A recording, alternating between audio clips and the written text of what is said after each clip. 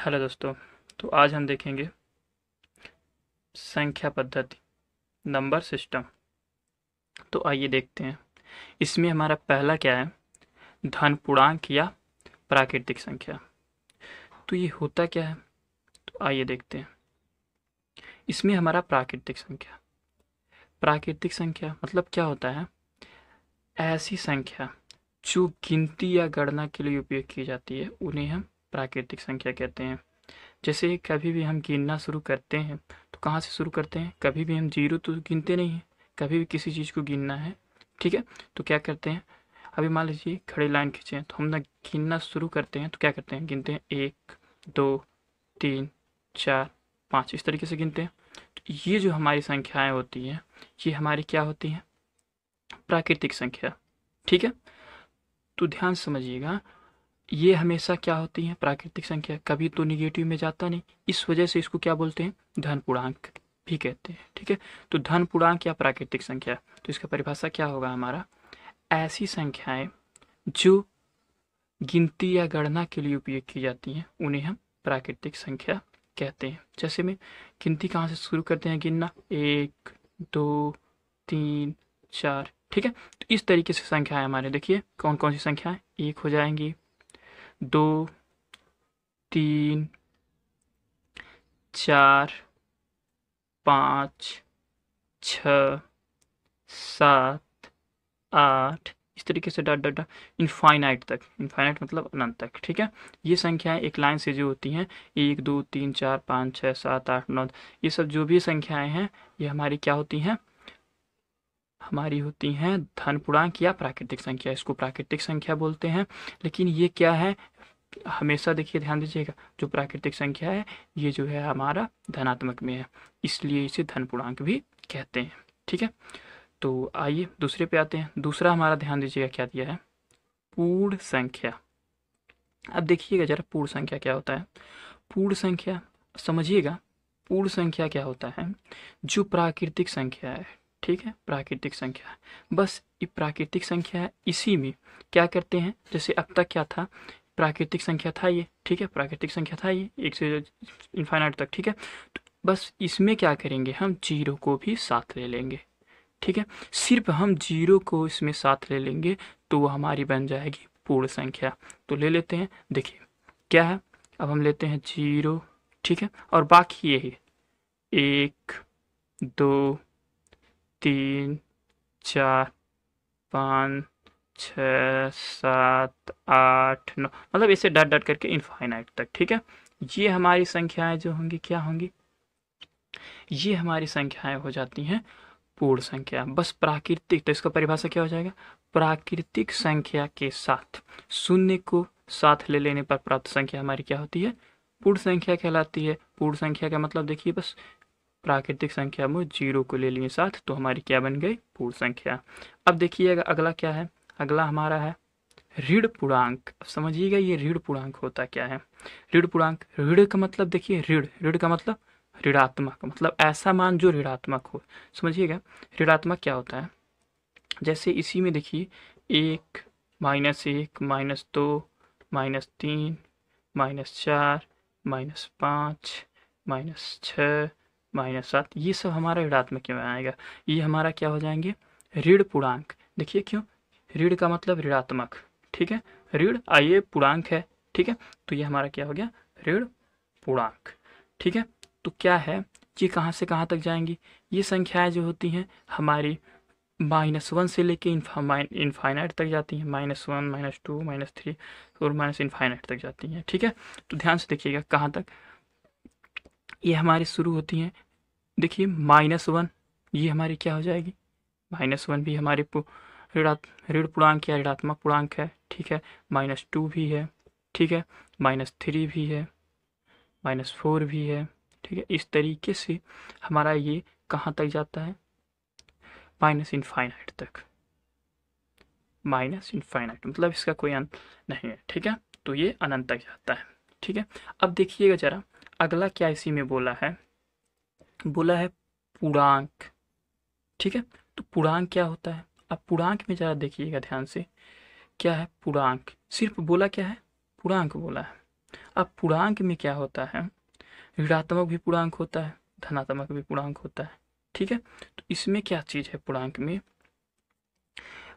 जैसे अभी हम लोग देखें यहाँ पे माइनस का भी है, जीरो भी है और प्लस का भी। तो पूर्णांक में क्या होता है हमारा, पूर्णांक में हमारे में क्या होगा, ऋणात्मक भी आना चाहिए, जीरो भी आना चाहिए और प्लस का भी आना चाहिए, यानी धनात्मक भी आना चाहिए। तो पूर्णांक हमारा क्या हो जाएगा, देखा जाएगा तो इनफाइनाइट से माइनस इनफाइनाइट से, ठीक है, माइनस इनफाइनाइट से लेकर अपना देखिए डॉट डॉट करके फिर -4 कर दे, -3, -2, ठीक है, -1, 0 और इस तरफ 1 2 3 4 ऐसे करके डॉट डॉट कहाँ तक, इनफाइनाइट तक, ठीक है। ये हमारा क्या हो जाएगा, पूर्णांक, ठीक है। तो आइए अगला देखते हैं। अगला हमारा क्या है, सम संख्या। तो सम संख्या क्या होती है, संख्याएं तो हमारी यही होती हैं 1 2 3 4 5 6 इस तरीके से। तो सम संख्या क्या होती है, ऐसी संख्या जो 2 से पूरी तरह विभाजित हो जाए उसे हम क्या कहते हैं, सम संख्या कहते हैं, ठीक है। तो ध्यान से देखिएगा जरा, 2 से 1 कटेगा नहीं, 2 से देखिए 2 2 1 कम 2 कट जाएगा, 3 नहीं कटेगा, 2 दूनी 4 नहीं कटे, 2 3 6 कट जाएगा, 5 नहीं कटेगा, ठीक है। तो एक एक के अंतराल पे होता है, मतलब सम संख्या हमारी क्या है, कहाँ शुरू है, 2 2 4 6 8, ठीक है, 10 इस तरीके से डॉट डॉट करके इनफाइनाइट तक, ठीक है। ये सब जो संख्याएं हमारी हैं ये हमारी सम संख्याएं हैं, ठीक है। अब अगला क्या दिया है, विषम संख्याएं। तो सम संख्याओं में क्या था, ऐसी संख्या जो हमारी 2 से पूरी तरह विभाजित हो जाती है सम संख्या कहते हैं। तो विषम संख्या में क्या होगा, ऐसी संख्याएं जो संख्याएं 2 से पूरी तरह विभाजित नहीं होती हैं उसे हम विषम संख्या कहते हैं। जैसे कि 1 भी विभाजित नहीं हुआ, 3 भी विभाजित नहीं होगा और 5 भी विभाजित नहीं होगा, आगे फिर 7 भी नहीं होगा। तो ये सब संख्याएं हमारी क्या हो जाएंगी, विषम संख्याएं हो जाएंगी। तो लिखते हैं क्या है, 1 3 5 7 फिर 8 तो कट जाएगा, 2 से फिर 9 फिर 11, ठीक है। इस तरीके से डॉट डॉट करके इनफाइनाइट तक, ठीक है।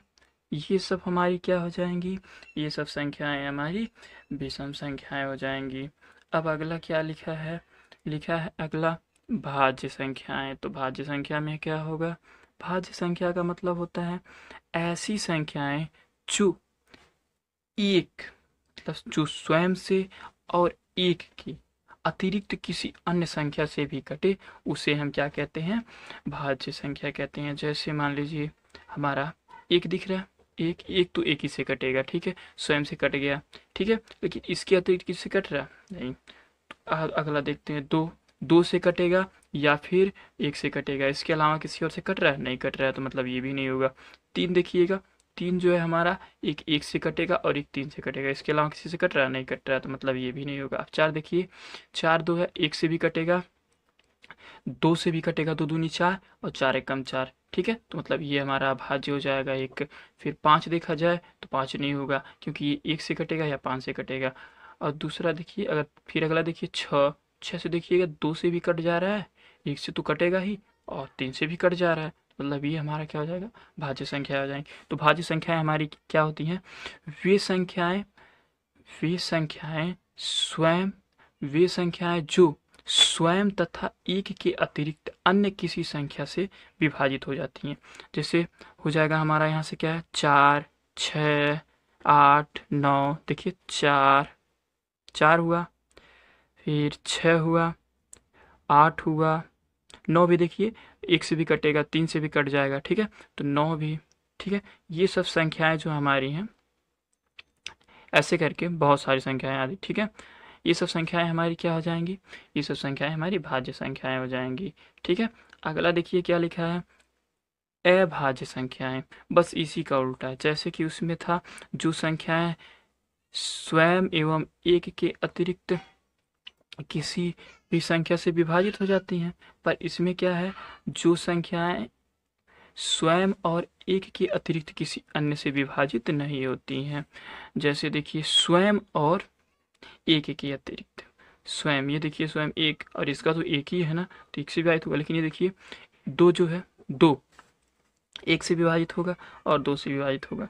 तीन देखिएगा एक से विभाजित होगा, तीन से विभाजित होगा। पर चार को देखिएगा तो चार एक से विभाजित होगा, दो से भी हो जाएगा और चार से भी हो जाएगा, तो ये नहीं होगा। फिर पाँच एक से होगा और पाँच से होगा। तो मतलब क्या है, हमारी अभाज्य संख्याएं क्या हो जाएंगी, दो, दो हो जाएंगी, ठीक है, दो क्योंकि एक से कटेगा और दो से ही कटेगा। फिर तीन हो जाएंगी, ठीक है, फिर पाँच हो जाएंगी क्योंकि पाँच भी एक और पाँच से ही कटेगा। फिर सात हो जाएंगी क्योंकि सात एक और सात से ही कटेगा। 11 हो जाएंगी, ठीक है।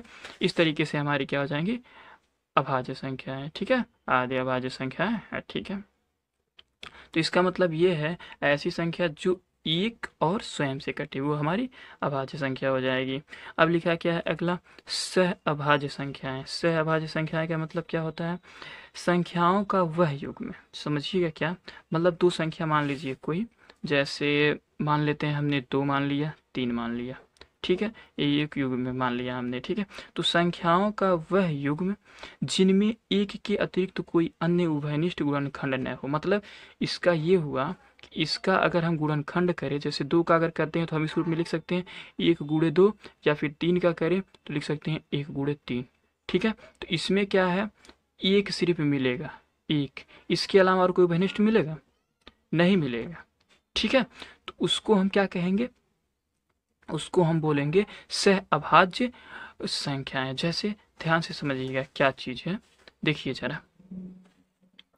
अब क्या है, मान लीजिए हमने मान लिया दो और पाँच, दो और पाँच, दो और पाँच, ये देखिए जरा एक से कटेगा और पाँच से कटेगा, मतलब ये एक से कटेगा और दो से कटेगा, ये भी एक से कटेगा और पाँच से कटेगा, ठीक है। तो इसमें क्या उभयनिष्ठ मिल रहा है, सिर्फ एक ही मिल रहा है, ठीक है। इसी तरीके से एक मान लेते हैं हम, तीन और सात मान लेते हैं। तीन और सात में देखा जाएगा तो तीन जो है एक से कटेगा, तो तीन हमारा क्या है एक से कटेगा और सात भी एक से कटेगा। इसके अलावा और किसी से, तो मतलब उभयनिष्ठ हमारा सिर्फ एक ही मिलेगा।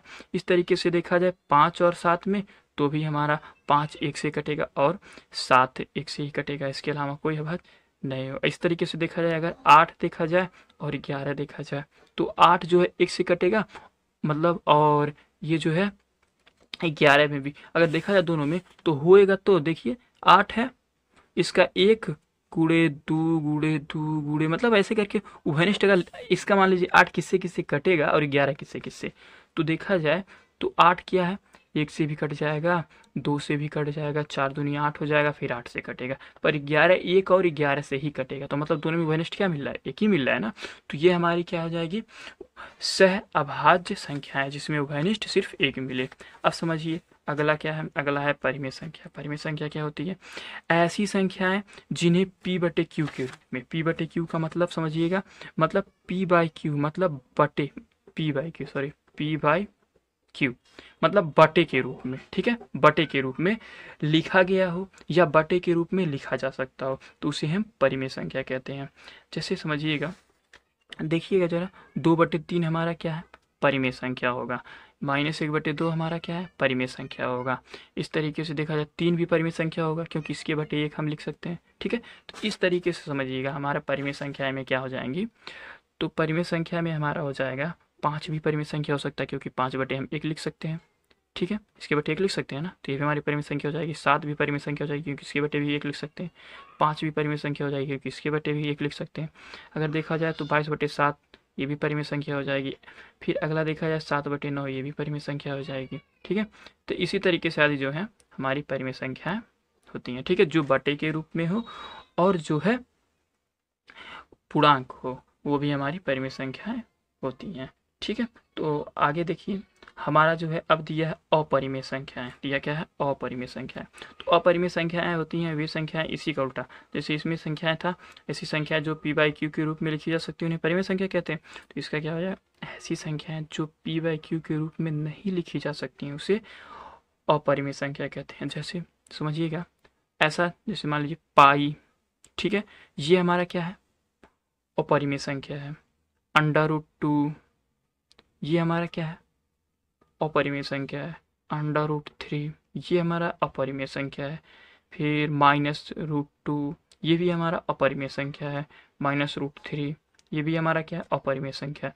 इस तरीके से जो है ना, इत्यादि हमारी अपरिमेय संख्याएं हैं। ठीक है, मतलब ऐसी संख्या है जो, देखिए परिमेय संख्या और परिमेय संख्या में क्या फ़र्क है, बस इतना है कि ये पूर्णांक भी हो सकता है और बटे में भी हो सकता है। पर अपरिमेय संख्याएं जो है या तो पाई या तो अंडर रूट में होंगी, पॉजिटिव या निगेटिव में। ठीक है, अब वास्तविक संख्या क्या होती है ये जरा समझिएगा। वास्तविक संख्या, जैसे देखिए परिमेय संख्या जो होती है, जैसे परिमेय संख्या, ये संख्या दिख रही है परिमेय संख्या, और ये क्या है परिमेय संख्या, ये क्या है अपरिमेय संख्या। तो जो ये परिमेय संख्या और अपरिमेय संख्या दोनों संख्याएं हैं, यही जो मिलकर बनाती हैं उन्हें हम वास्तविक संख्या कहते हैं।